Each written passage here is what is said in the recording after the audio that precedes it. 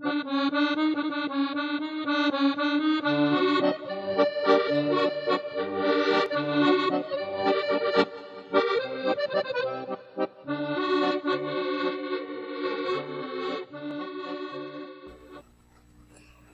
à tous et merci de votre fidélité.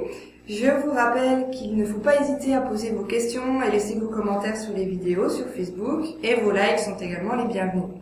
Cette semaine, pour notre 5e rendez-vous, je voudrais vous présenter le E muet. Ce E muet qu'on appelle également E caduc ou E instable. Ce E muet, comment il s'écrit? Il s'écrit E, mais attention, pas tous les E. On a vu les E avec accent, par exemple, qui ne sont pas des E muets. Le E plus R, de parler, tomber, qui forme le son E. Le E plus U, qui forme E, comme dans ce jeu.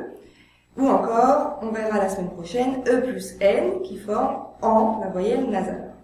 Maintenant, comment il se prononce? Ça dépend des locuteurs et de leur région d'origine, de leur accent régional. Certains vont le prononcer E fermé, comme ce jeu, d'autres plus ouverts, ce cœur.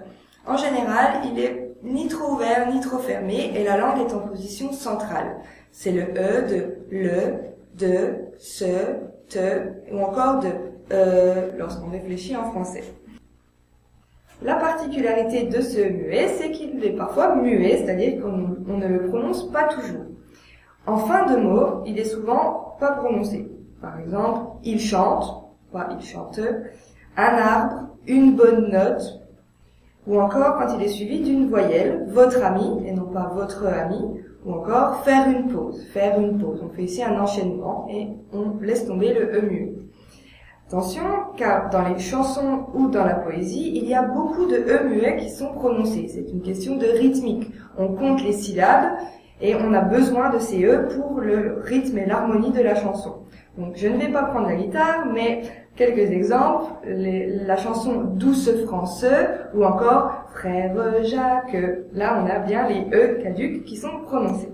Lorsque ce E muet est placé entre deux consonnes, il est rarement prononcé. Par exemple, on va dire samedi, Catherine, changement. On peut dire changement, ça donne un langage beaucoup plus clair et plus formel, mais habituellement à l'oral, on va dire changement, sans le E muet.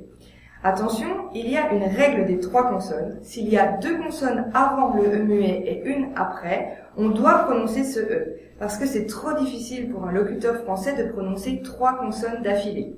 Par exemple, mercredi. J'ai besoin de ce E dans mercredi. Sinon, je devrais dire mercredi et c'est très difficile.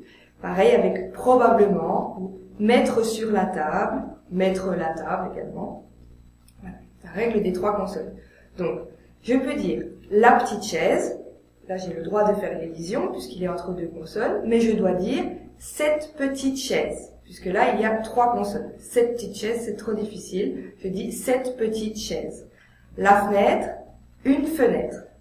Pour récapituler, dans la phrase « Elle adore la tarte », on n'entend aucun E muet puisque c'est tout des E de fin de mot. « Elle adore la tarte ». Dans la phrase « Il faut prendre son temps », je prononce le E à la fin de « prendre » car c'est la règle des 3 consonnes.